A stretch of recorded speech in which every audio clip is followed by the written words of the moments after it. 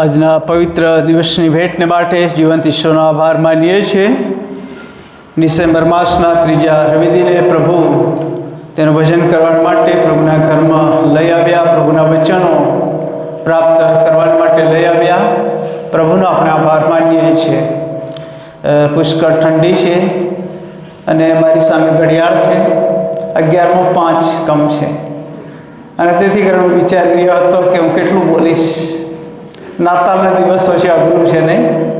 ઘણા બધા કામો હોય, એટલા બધા વ્યસ્ત હોય અને તેથી કરીને મને એક વિચાર આવ્યો કે મારે લાંબુ બોલવું ન જોઈએ.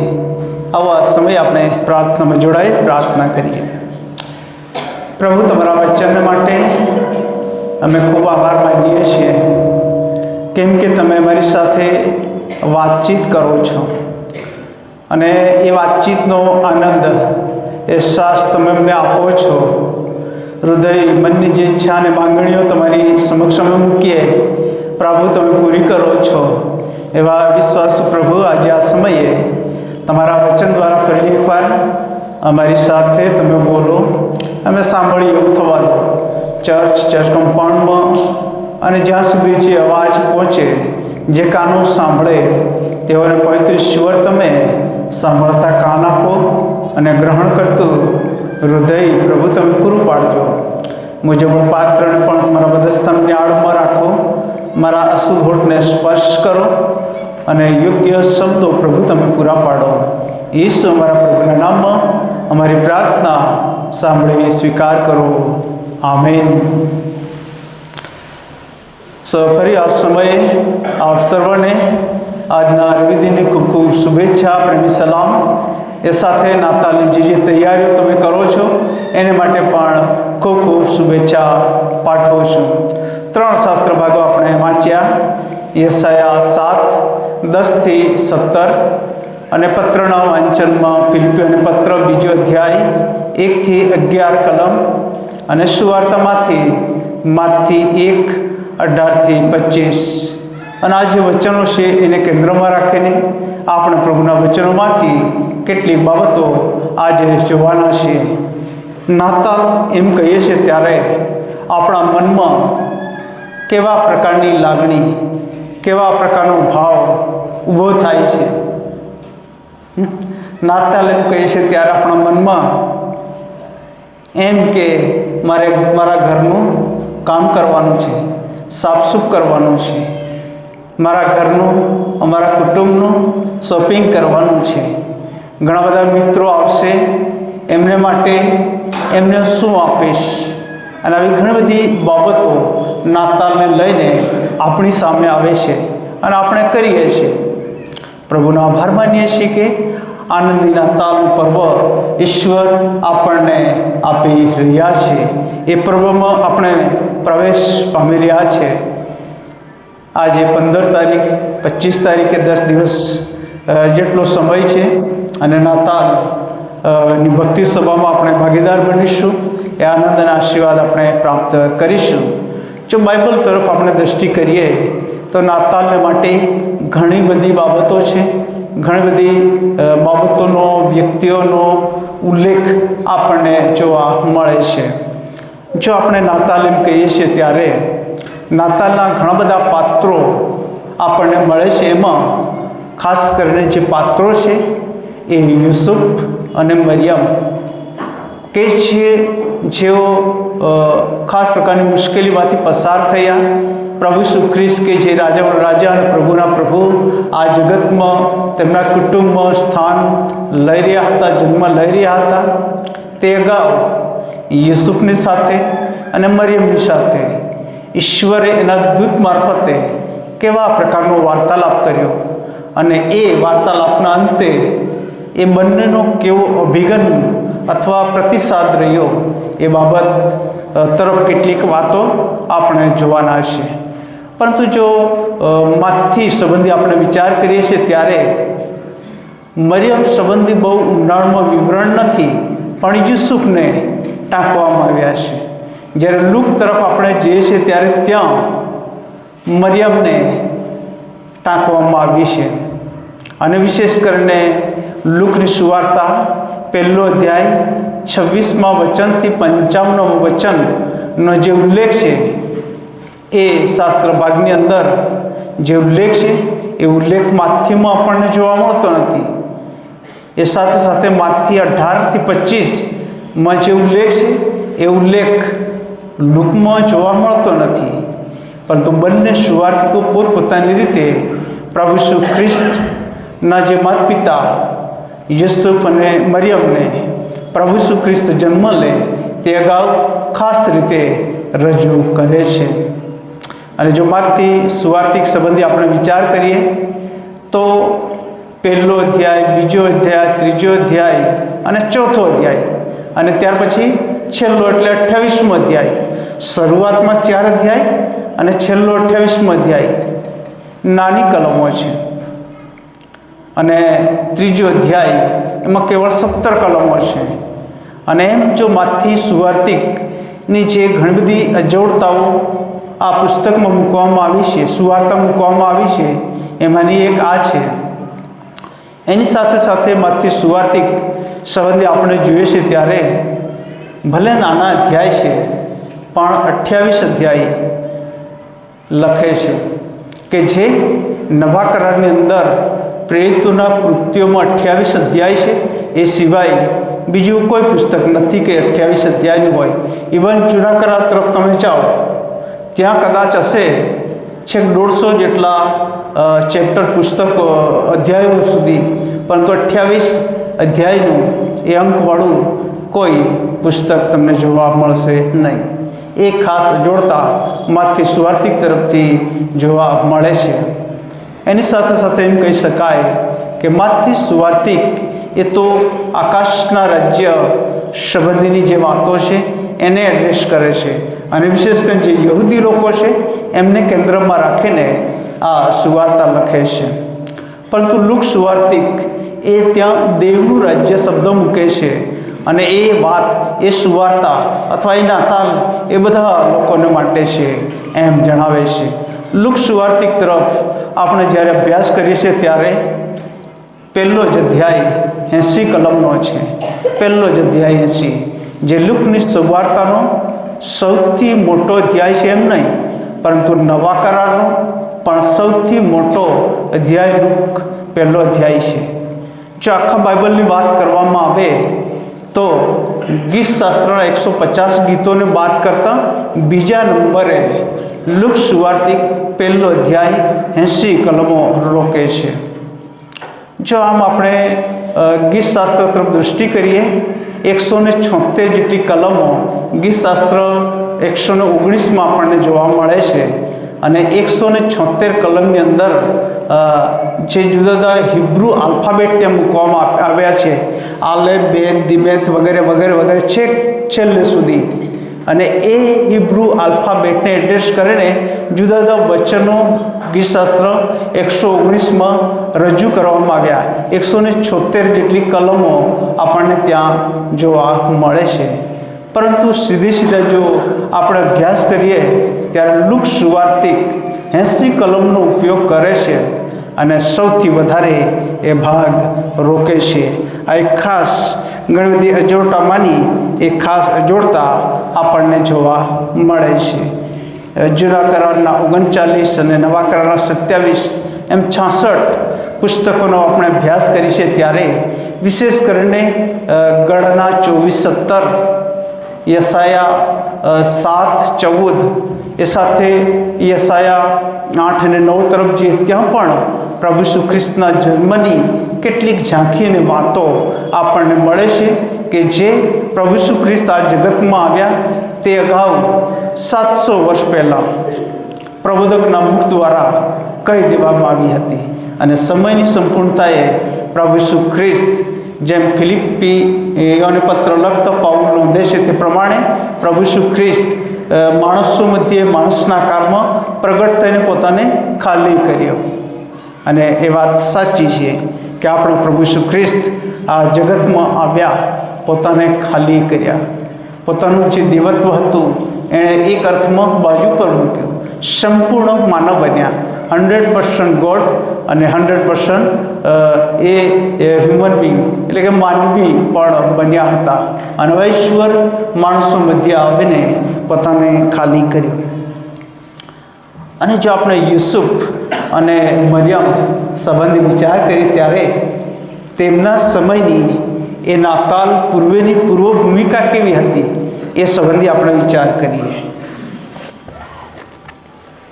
18મા વચનથી 25મા વચન સુધી આ બંને ભાગો આપણે જાણીએ છીએ, પરંતુ 20મી કલમ અને 23મી કલમ અને 24મી કલમ આ 3 કલમો તરફ આપણે દ્રષ્ટિ કરીશું.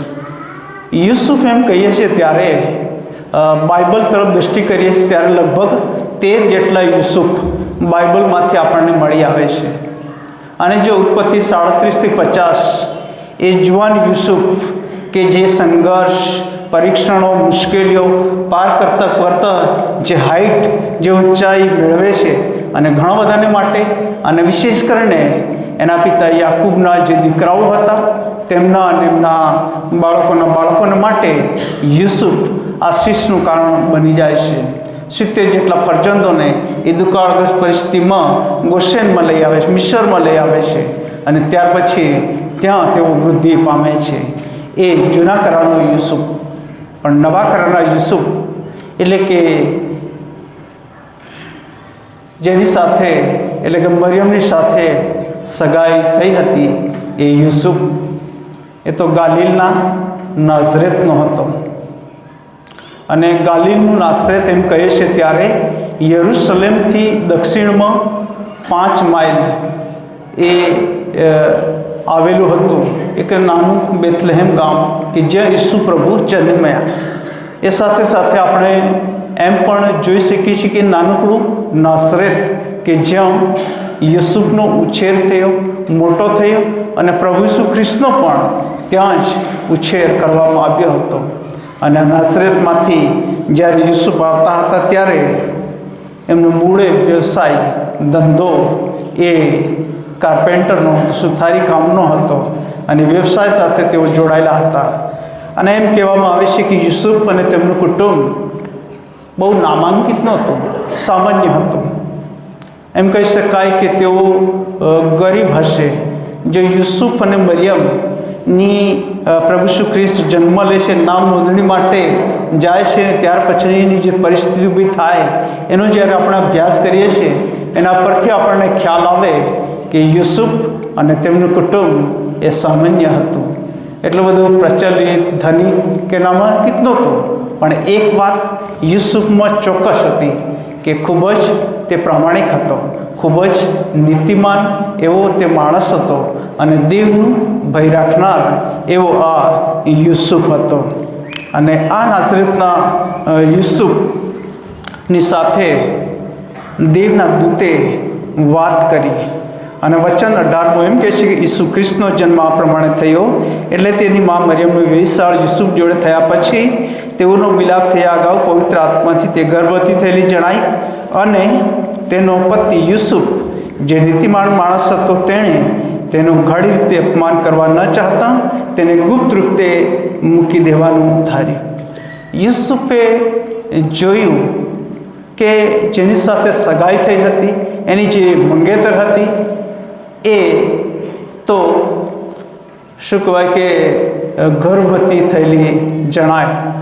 અને આવી પરિસ્થિતિની અંદર કોઈ પણ યહૂદી પુરુષ ભલે સગાઈ થઈ હોય, નિયમશાસ્ત્ર પ્રમાણે 2 વ્યક્તિની સાક્ષી સમક્ષ એ લગ્નને તોડી નાખવામાં આવે અથવા એ સગાઈને તોડી નાખવામાં આવે, અને ત્યાર પછી કોઈ વ્યવહાર ન રહે. પરંતુ આવી પરિસ્થિતિમાં આવો વિચાર જ્યારે યુસુફના મનમાં આવ્યો એ સમાચાર આવ્યા ત્યારે પહેલી દૃષ્ટિએ એ ખૂબ દુઃખી થયો હશે, બહુ મૂંઝાયો હશે અને ભારે મુશ્કેલીનો સામનો યુસુફ કરતો હશે. અને પછી એણે મનમાં એવો નિર્ણય કર્યો કે જેની સાથે સગાઈ થઈ છે એને હું મૂકી દઈશ, અને જો હું તેની સાથે લગ્ન કરીશ તો મને મારો સમાજ કાઢી મૂકે, કુટુંબ કાઢી મૂકે, અને નિયમશાસ્ત્ર પ્રમાણે એ વ્યભિચારની વ્યાખ્યાવાળી સ્ત્રીની સાથે હું પરણું તો હું ક્યાંય નહીં રહું. આવા વિચારો સાથે તે આગળ વધતો હશે. અને એવા સમયમાં 20મા વચનમાં ઈશ્વર એના દૂતને મોકલે છે અને વચન એમ કહે છે, પણ એ સંબંધી તે વિચારતો હતો એટલામાં પ્રભુના દૂતે તેને સ્વપ્નમાં દર્શન દઈને કહ્યું કે યુસુફ, દાઉદના દીકરા, તારી પત્ની મરિયમને તેડી લાવવાને બીમાં, કેમ કે તેને જે ગર્ભ રહેલો છે તે પવિત્ર આત્માથી છે. ખાસ પ્રકારનો આદેશ ઈશ્વરના પવિત્ર દૂત મારફતે યુસુફને આપવામાં આવે છે. આદેશ અથવા આહવાન તમારા અને મારા જીવનમાં આપણને કોઈ આપણો ઉપલો અધિકારી આદેશ આપે, આહવાન આપે, ત્યારે આપણે એને સ્વીકારવું જ રહ્યું, એનું પાલન કરવું જ રહ્યું.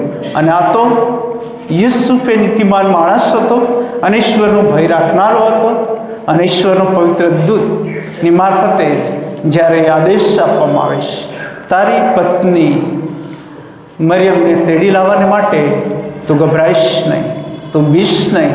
તારા મનમાં જે શંકા, કુશંકા, પ્રશ્નો અને પરિસ્થિતિ છે એમાંથી તું બહાર આવ. અને ત્યાર પછી એ આદેશ દૂતની મારફતે ઈશ્વર આપે છે. એ આદેશને સીધો જ અહીં આપણે સ્વીકારતા જોઈએ છીએ.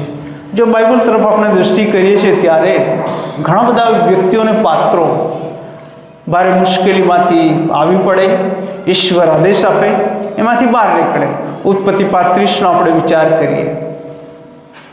હમોર હિત્તીનો જે દીકરો હતો અન્ય વિશ્વાસમાંથી હતો, અને દીના કે જે યાકૂબની એક દીકરી હતી, એની સાથે એને વ્યભિચાર કર્યો, કુકર્મ કર્યું, અને જેના કારણે એના ભાઈઓએ મર્ડર કર્યું, ખૂન કર્યું.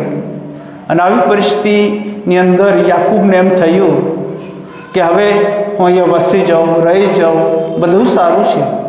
પણ એવા સમયે ઈશ્વરનો આદેશ હતો કે ઉઠ બેથેલ જા, ઉઠ બેથેલ જા.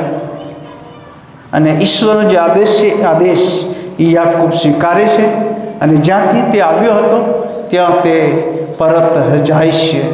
હજકેલ 37 અને 4થા વચન. અને આમ તો આખા અધ્યાયનો જ્યારે આપણે અભ્યાસ કરીએ, હજકેલ 37 અને 38, ત્યારે પ્રબોધકને ઈશ્વરે કહ્યું કે તું આ હાડકાને પ્રબોધ કર. આ કેવી પ્રબોધવાણી, નવાઈ પમાડ્યો. પણ ઈશ્વરનો એ આદેશ હતો, તું આ હાડકાને પ્રબોધ કર. અને પ્રબોધકે પ્રબોધ કર્યો, અને હાડકામાં માંસ આવ્યું, સ્નાયુ આવ્યા, અને તેઓ જીવિત થયા. એક મોટી ફોજ બની. ઈશ્વરનું જે કાર્ય અદ્ભુત છે. માણસોને માટે જે અશક્ય છે, ઈશ્વરને માટે સર્વ શક્ય છે. અને માટે અહીંયા યુસુફ ભય અને બીકમાં હતો, પરંતુ ઈશ્વર એના દૂતની મારફતે આદેશ આપે છે કે તારી પત્ની મરિયમને તેડી લાવવાને બીમાં, તેને જે ગર્ભ રહેલો છે તે પવિત્ર આત્માથી છે. અને આ જે આહવાન છે એ આહવાનને સહ સ્વીકારી લે છે. ત્યાર પછી 22 અને 23 વચન. હવે બધું એ માટે થયું કે પ્રભુએ પ્રબોધકની મારફતે જે કહાવ્યું હતું તે પૂરું થાય. એટલે જુઓ, કુંવારી ગર્ભવતી થશે, તેને દીકરો થશે, અને તેનું નામ તેઓ ઇમાનુએલ પાડશે, જેનો અર્થ એ છે કે દેવ આપણી સાથે. આહવાનનો સ્વીકાર કરે છે, અને ઇમાનુએલનો જન્મ થશે એ વાત પણ કહી દેવામાં આવે છે. ઇમાનુએલ કે દેવ આપણી સાથે છે. અને બાઇબલ તરફ દ્રષ્ટિ કરીએ છીએ ત્યારે એ ઈશ્વર હંમેશા પોતાના લોકોની સાથે રહ્યા છે. વિપરીત સમયોનો સંજોગ ઊભા થયા એ બધા સમયની અંદર માથી સુવાર્તિક તરફ જ્યારે આપણે દ્રષ્ટિ કરીએ છીએ ત્યારે છેલ્લો અધ્યાય, છેલ્લી કલમ, છેલ્લી લીટીમાં, જો જગતના અંત સુધી હું સર્વકાળ તમારી સાથે છું. માથી સુવાર્તિક આ વચન ટાંકે છે અને ઈશ્વરનો આભાર માનીએ છીએ. જગતના અંત સુધી ઈશ્વર આપણી સાથે છે. અને જો પાઉલ એફેસી મંડળીને પત્ર લખે છે ત્યારે એની શરૂઆતની પ્રસ્તાવનામાં આ 7 આત્મિક આશીર્વાદોની વાત કરે છે ત્યારે એમ કહે છે, જગતના મંડળ અગાઉ મેં તમને પસંદ કર્યા છે. આપણા પ્રભુ ઈસુ ખ્રિસ્ત આ જગતમાં આવ્યા ત્યારે શિષ્યોની સાથે વાર્તાલાપ કરતા યોહાન 15 અને 16 કહે છે, તમે મને પસંદ કર્યો નથી, પણ મેં તમને પસંદ કર્યા છે, તમને નિમ્યા છે. ખ્રિસ્તમાં વાળા ભાઈ બહેનો, તમે અને હું આ જગતની અંદર પ્રભુના લોકો તરીકે ઓળખાઈએ કોઈ આકસ્મિક બાબત નથી, પણ ઈશ્વરે તમારી મારી પસંદગી ચોક્કસ હેતુને માટે કરી છે. યુસુફની પસંદગી અને મરિયમની પસંદગી ઈશ્વરે ચોક્કસ હેતુને માટે, ચોક્કસ કાર્યને માટે કરી હતી. અને આહવાનને આદેશને સ્વીકારે છે અને કહે છે કે દેવ આપણી સાથે છે, ઇમાન્યુએલ આપણી સાથે છે. યશાયા 7 અને 14નું વચન આપણે વાંચ્યું અને એ વચન એ ભવિષ્ય વહેતા મારફતે આવ્યું અને જેની નોંધ અહીંયામાંથી સુવાર્તિક પણ કરે છે કે દેવ આપણી સાથે છે.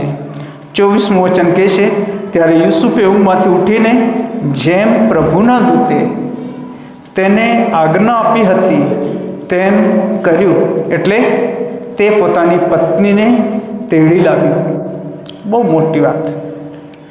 જેમ પ્રભુએ કહ્યું હતું તેમ તેણે કર્યું, એટલે કે પોતાની પત્નીને તેડી લાવ્યો. આધીનતા, આદેશ તથા આહવાન, ઇમાન્યુએલ દેવ આપણી સાથે. અને એ ઈશ્વર જો આપણી સાથે હોય તો ઈશ્વરની આધીનતા સ્વીકાર્યા સિવાય બીજો કોઈ રસ્તો નથી. ઇબ્રાહિમની જીવન યાત્રાની વાત આપણે કરીએ છીએ વારંવાર. ઉત્પત્તિ 12મો અધ્યાય 1લી કલમમાં 3 શબ્દો મૂકવામાં આવ્યા છે. ઇબ્રાહિમને તેડો આપતા કહેવામાં આવ્યું છે, તો તારો દેશ, તારું કુટુંબ, તારા સગા મૂકી દે અને જે જગ્યા હું તને બતાવું ત્યાં તું જા. અને 4થી કલમ એમ કહે છે કે ઇબ્રાહિમ નીકળ્યો અને ઈશ્વર તેને કનાન દેશમાં લઈ આવે છે. અને એ ઈશ્વરની આધીનતા ઇબ્રાહિમ ઈશ્વરના તેડા પ્રત્યે સ્વીકારીને આગળ વધી જાય છે. એટલું જ નહીં, પરંતુ એના જીવનમાં જુદા જુદા સંઘર્ષો, મુશ્કેલીઓ આવી. એ 12મા અધ્યાયના સીધા આપણે 22મા અધ્યાય તરફ આપણે જઈએ. 1થી 14 કલમ આપણે જોઈએ છીએ ત્યારે ઇબ્રાહિમને એકનો એક દીકરો આપવામાં આવ્યો, એની કસોટી કરવામાં આવી. અને પછી જ્યારે એનું બલિદાન આપવાની વાત આવે છે ત્યાં ઇબ્રાહિમ ખચકાતો નથી, પરંતુ મોરિયા પહાડ પર જાય છે, પોતાના દીકરાને એ લાકડા પર, એ વેદી પર બાંધીને મૂકી દે છે. છરો હાથમાં લે છે, મારવાની તૈયારી કરે છે. ઈશ્વર રોકી દે છે. ઝાડવા મધ્યે ગેટો પૂરો પાડે છે. તમારે મારા ઈશ્વર પ્રત્યેની આધીનતા ખૂબ અગત્યની, મહત્ત્વની છે. દર રવિવારે પ્રભુનું વચન આપણે સાંભળીએ, દરરોજ આપણે પ્રભુના વચનોનું મનન કરીએ. ઈશ્વરના વચનો પ્રત્યેની આધીનતા ત્યારે જ આપણામાં આવી શકે કે જ્યારે ઈશ્વરની હાજરીનો અનુભવ અને અહેસાસ આપણે સીધા કરી શકીએ. લુકની સુવાર્તા 1લો અધ્યાય 26થી 38 તરફ 3 બાબતો ઝડપથી આઉટલાઇનના રૂપમાં તમારી સમક્ષ મૂકીને પૂરી કરી. યુસુફના જીવનમાં પ્રભુ ઈસુ ખ્રિસ્ત જન્મ લે તે ગાઉ દૂતે જે ભૂમિકા ભજવી હતી એ જ પ્રકારે દૂતે મરિયમના જીવનમાં પણ આ ભૂમિકા ભજવી. અને યુસુફે ને જે આદેશ આપવામાં આવ્યો, કહી દેવામાં આવ્યો હતો, અને એ આદેશને આવવાને સ્વીકાર્યું અને આધીનતા પણ સ્વીકારવામાં આવી. લુક 1 અને 26થી 38 તરફ આપણે દ્રષ્ટિ કરીએ છીએ ત્યારે ત્યાં મરિયમના જીવનો પણ 3 બાબતો આપણને જોવા મળે છે. આમ તો જો આપણે મરિયમ એમ કહીએ છીએ ત્યારે લગભગ નવા કરાર તરફ આપણને 6 મરિયમનો ઉલ્લેખ મળે છે, પરંતુ આ જે મરિયમ છે એ મરિયમ પણ ગાલિલના નાસરેતમાંથી આવતી હતી, સામાન્ય કુટુંબની હતી, એ કુંવારી દીકરી હતી અને યુસુફ જોડે એની સગાઈ થઈ હતી. અને આ મરિયમ સંબંધી જ્યારે તમે અભ્યાસ કરો પ્રભુ ઈસુ ખ્રિસ્તની માં મરિયમ સંબંધી, ત્યારે દૂતે જે વાત કરી, વ્યવહાર કર્યો અને એનો પ્રત્યુત્તર દૂતને આપે છે, એની આધીનતા સ્વીકારે છે, ત્યાંથી લઈને કાના ગામના લગ્ન પ્રસંગમાં કે જ્યાં પ્રભુ ઈસુ ખ્રિસ્તની સેવાની શરૂઆત હવે થવા જઈ રહી હતી, ત્યાં ખાસ પ્રકારની ભૂમિકા અદા કરે છે. એટલું જ નહીં, પ્રભુ ઈસુ ખ્રિસ્ત મરણ પામે છે ત્યારે અને પુનરુત્થાન પામે છે ત્યાં સુધી પ્રભુ ઈસુ ખ્રિસ્તની માં મરિયમનો રોલ ખૂબ જ અગત્યનો અને મોટો આપણને જોવા મળે છે. ઈસુની માં મરિયમ સંબંધી આપણે જોઈએ છીએ 28મા વચનમાં ગાબ્રિએલ દૂત એને સલામ પાઠવે છે, શુભેચ્છા પાઠવે છે, અથવા એમ કહી શકીએ આપણે એને ગ્રીટિંગ્સ પાઠવે છે અને પછી વાતચીત કરવામાં આવે છે. પાઉલ પ્રેરિતના જે પત્રો છે એ પત્રોમાં એક સામ્યતા આપણને હંમેશા જોવા મળે છે. સલામ, શુભેચ્છા, સલામ અને શુભેચ્છા શરૂઆતમાં અને અંત ભાગમાં, એ બધા જ પત્રોમાં એક જ સામ્યતા હંમેશા જોવા મળે છે. તમે અને હું જ્યારે એકબીજાને મળીએ છીએ ત્યારે સલામ કરીએ છીએ, નહીં? સલામ આપણે કહીએ છીએ કે જય મસીહ, ઘણા બધા જઈશું, પ્રેઝ ધ લોર્ડ, જુદા જુદા શબ્દો વાપરે છે, એ આવકારના શબ્દો.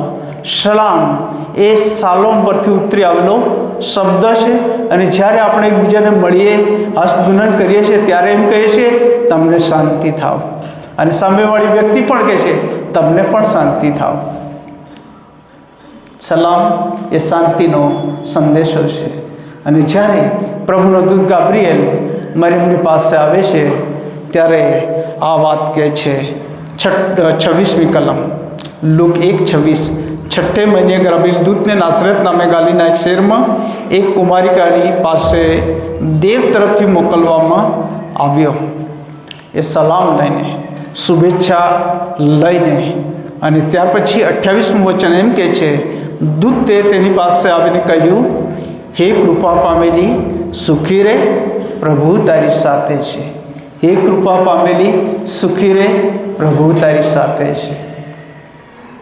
દૂત આવી રીતે પ્રથમ જ વાર મરિયમની સાથે વાર્તાલાપ કરે છે ત્યારે મરિયમના મનમાં કેવા વિચારો આવ્યા હશે?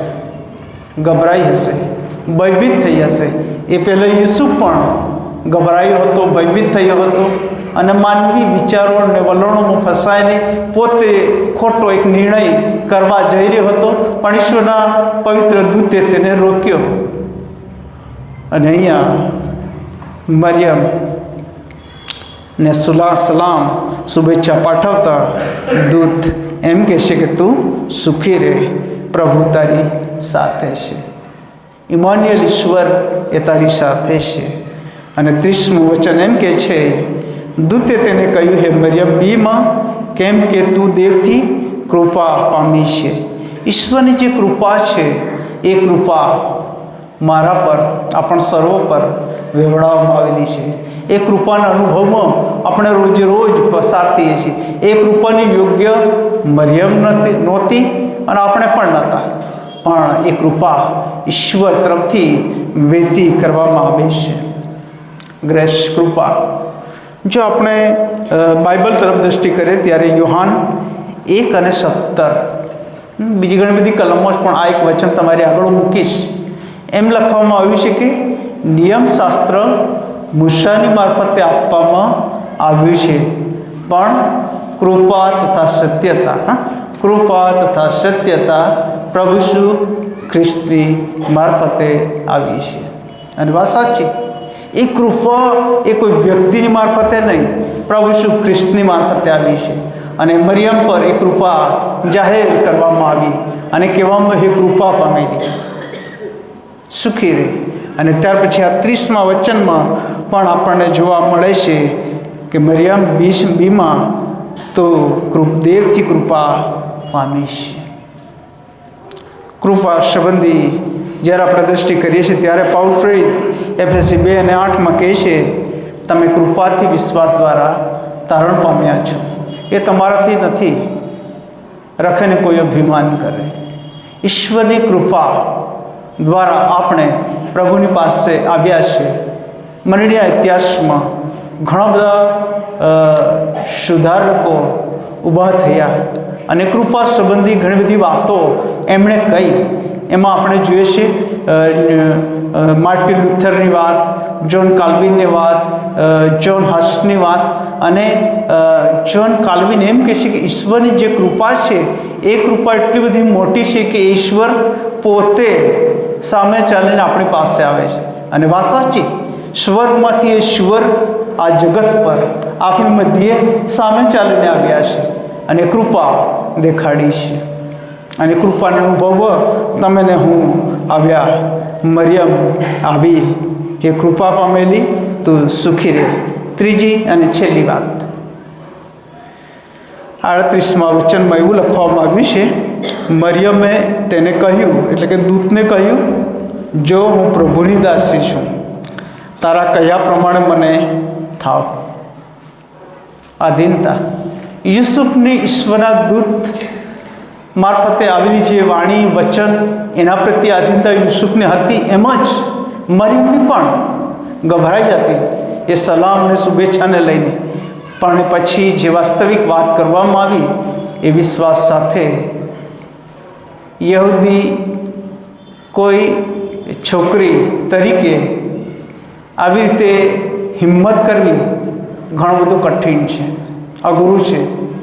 પણ મરિયમે બહુ હિંમતથી કહ્યું કે હું પ્રભુની દાસી છું, હું પ્રભુની દાસી છું, તારા કહ્યા પ્રમાણે મને થાવ. ઈશ્વરની આધીનતા જ્યારે આપણે સ્વીકારીએ છીએ ત્યારે ઈશ્વરનો આશીર્વાદ આવે છે. શરૂઆતે જ મેં કહ્યું હતું કે મરિયમ કે જ્યારે પ્રભુ ઈસુ ખ્રિસ્ત જન્મ્યા નહોતા ત્યારે ઈશ્વરની આધીનતા સ્વીકારે છે. પ્રભુ ઈસુ ખ્રિસ્ત જન્મે છે, પ્રભુ ઈસુ ખ્રિસ્તનો ઉછેર કરવામાં, પ્રભુ ઈસુ ખ્રિસ્તની સેવાની પૂર્વે, પ્રભુ ઈસુ ખ્રિસ્તના જીવનકાળ દરમિયાન કાલવારીના વધસ્તંભ પાસે મરિયમ ઊભી રહે છે. અને છેક પુનરુત્થાન પામેલા પ્રભુ ઈસુ ખ્રિસ્ત ફરી સજીવન થાય છે ત્યાં સુધી મરિયમની ભૂમિકા એ આધીનતામાં ઘણી બધી મોટી જોવા મળે છે. એટલું જ નહીં, પ્રભુ ઈસુ ખ્રિસ્તનું આકાશ ગમન થાય છે. 40 દિવસ પછી લઈ લેવામાં આવે છે. ત્યારે પ્રેરિતોના કૃત્યો 1 અને 14 તમે જોઈ શકો છો, ઈસુની માં મરિયમ અને બીજા ઘણા એક ચિત્તે પ્રાર્થનામાં લાગુ રહેલા હતા. એક ચિત્તે પ્રાર્થનામાં લાગુ રહેલા હતા. ઈશ્વર વચન પ્રત્યેની આધીનતા મરિયમ અને યુસુફના જીવનમાંથી આપણને જોવા મળે છે. યુસુફ અને મરિયમની નાતાલ એ પહેલી નાતાલ હશે, પરંતુ એ પહેલી નાતાલ પૂર્વે એમનો જે ઈશ્વર પ્રત્યેનો અભિગમ હતો એ બહુ મોટો હતો. અને છેલ્લો મુદ્દો બંનેમાં એક સરખો, ઓબેડિયન્સ, એટલે કે આધીનતા, ઈશ્વર પ્રત્યેની આધીનતા એ બહુ મોટી વાત તેઓ કરે છે યુસુફને માટે, મરિયમને માટે. અને માટે તેઓ ઘણા બધા માટે આશીષનું કારણ બની ગયા છે. આ દિવસોમાં આપણે નાતાલ પર્વની ઉજવણી વિવિધ રીતે કરીએ છીએ. આજે મંડળની વ્યવસ્થામાં વિધવા બહેનો અને વિધુર ભાઈઓને યાદ કરવામાં આવ્યા. પાળક પગી અને મંડળીમાં વિવિધ પ્રકારની જે સેવા આપે છે એમને યાદ કરવામાં આવ્યા. એ ઉપરાંત જુદા જુદી પ્રકારની ઉજવણી, કાર્યક્રમો